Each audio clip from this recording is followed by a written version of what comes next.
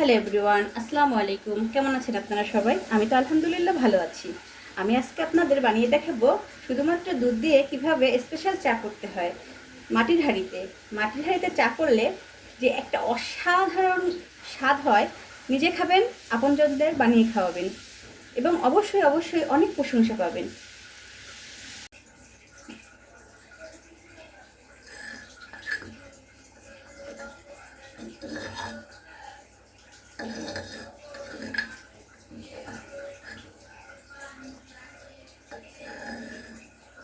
দুধটা যদি গরুর খাঁটি দুধ হয় তাহলে চার স্বাদটা আরও বেড়ে যায়।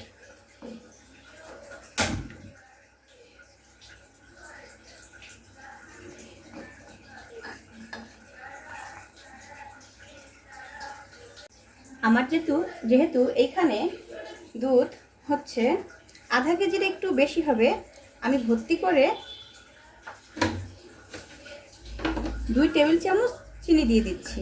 যদি আমি চিনি একটু কম খাই, যদি পরবর্তীতে লাগে তাহলে আবার একটু দিব।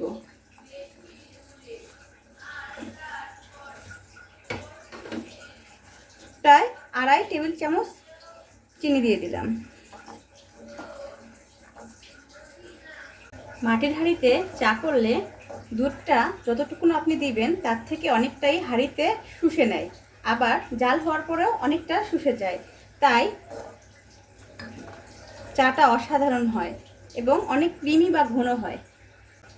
এই সাথে আমি দিয়ে দেব আগে থেকে করে রাখা চায়ের লিকার।